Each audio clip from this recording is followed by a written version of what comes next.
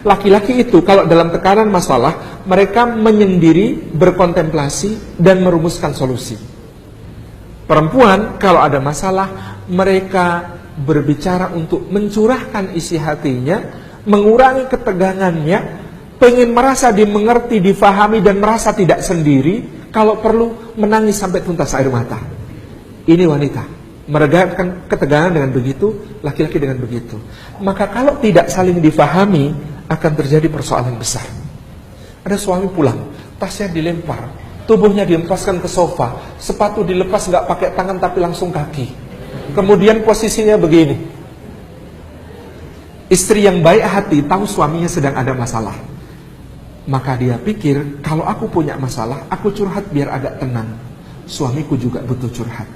Lalu dia datangi suaminya, dia tanya, "Mas, ada masalah apa?" Dan jawaban semua suami di dunia sama. "Enggak kok dek, enggak ada apa-apa." Istrinya mengejar, dia pikir penting buat suaminya supaya tenang, curhat.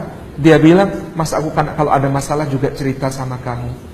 Masa kamu enggak mau cerita sama aku, Mas?" Kata suami dengan maksud yang sangat baik, tidak ingin membebani istrinya, dia katakan, "Udahlah dek, ini masalah kantor kok, kamu gak usah ikut pusing, biar aku aja yang mikirin." Kata sang istri, "Jadi kamu gak percaya masalah aku?" Semua bermaksud baik, tetapi tanpa ilmu. Sang istri bermaksud baik menjadi tempat curhat terbaik suaminya. Daripada dia curhat sama siapa-siapa, gak jelas. Lebih baik curhat sama saya, pikir si istri. Sang suami mikir, kasihan istri saya, urusan rumah tangga sudah sangat berat dia hadapi. Masa harus saya bebani dengan cerita tentang masalah di kantor? Enggak, kasihan dia. Enggak nyambung kan? Enggak nyambung. Itulah kenapa ibunda kita Khadijah itu istimewa sepanjang sejarah. Sebab dia wanita yang paling tahu ilmu beginian. Rasulullah pulang dari Gua Hiro itu shock. Ada yang tanya, dapat wahyu kok malah shock? Ya iyalah, shock dapat wahyu begitu. Gimana enggak? Lagi mikirin, umat kacau ya Allah, jahiliyah ya Allah, mikir begitu. Tiba-tiba datang sosok bercahaya, datang-datang maksa pula. Iqra ya Muhammad, Iqra ya Muhammad. Mana Bukhari, saya nggak bisa baca. Itu dipaksa sambil didekam sampai habis nafas itu. Itu kan shock, kayak. Dan tiba-tiba pesan dari langit itu akan mengatakan, "Ya wahai Muhammad, umat ini sedang kacau, maka kami serahkan kepadamu sampai beres." Itu kan kayak tukang kebun tiba-tiba jadi angkat jadi direktur utama perusahaan, terus dibisikin, Pak, utang perusahaan ini 800 kali lipat nilai aset, Pak." Ya gimana nggak shock gitu? Pulang itu tersaruk-saruk, jatuh, tersandung, jatuh, bangun berulang kali. Rasulullah Muhammad SAW tiba di depan pintu di rumah ibunda Khadijah, dia menggigil, pucat pasi, berkeringat dingin, dan kemudian berkata, "Khadijah, zammiluni ya Khadijah, zammiluni." Kalau ibunda kita Khadijah kayak tipe istri yang tadi, "Ya Allah suamiku, ada apa ini?" Saya kira sirah nabawiyah akan lain ceritanya. Tapi ibunda Khadijah sangat memahami psikologi suami istri. Apa yang beliau lakukan? Radhiyallahu anha, Rasulullah dituntun masuk ke kamar, ditutup pintunya. Di balik pintu itu dia memohon kepada Allah, "Ya Rabbi, engkau yang lebih mampu menjaga dia, lebih mampu menolongnya." Dia akan tunggu cerita itu nanti setelah Muhammad mau cerita. Karena ibu-ibu, suami juga cerita masalahnya, tapi agak beda tipe dengan perempuan. Kalau perempuan cerita masalah di awal supaya agak lega, laki-laki cerita masalahnya di akhir. Tipe ceritanya laki-laki begini, "Ma, kemarin sebenarnya di kantor ada masalah loh." Ya Allah, terus gimana masalahnya Pak? "Tenang, sudah Papa beresin." Nah, tipe ceritanya laki-laki itu begitu, untuk menegaskan gue kawam, gue pemimpin. Jadi ini bedanya. Maka kebalikannya, laki-laki perhatikan. Ada istri bercerita, penyakitnya laki-laki adalah jump to conclusion. Loncat ke kesimpulan, lalu memberi solusi tanpa diminta. Tipikal ceritanya istri, kan begini, gak kayak laki-laki tadi.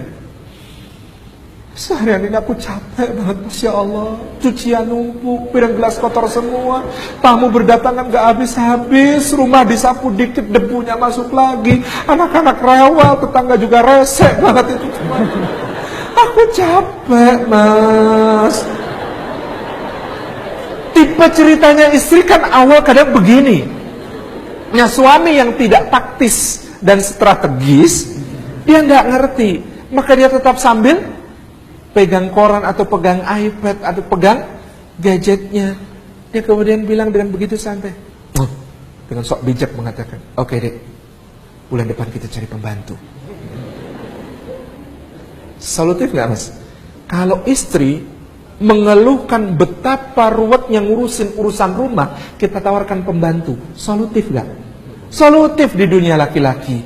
Tetapi bagi seorang istri, kalimat ditawarin pembantu tadi terdengar di telinganya, maka dia merasa tersengat dan kemudian mengatakan, jadi selama ini semua pengorbananku, perjuanganku di rumah, kau hargai tidak lebih dari kerjaan seorang pembantu. Tega kamu mas, tega kamu mas.